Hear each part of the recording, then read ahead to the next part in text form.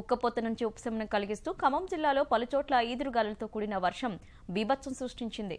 కామేపల్లి మండలం పండితాపురం వద్ద రహదారిపై చెట్లు కూలాయి. ఈదురుగాలుల వల్ల పలు ప్రాంతాల్లో విద్యుత్ సరఫరా నిలిచింది. తిరుమలాయపాలెం, చింతకాని మండలాల్లో ఉరుములు, మెరుపులతో కూడిన వర్షం పడింది. వాహన రాకపోకలకు అంతరాయం ఏర్పడింది.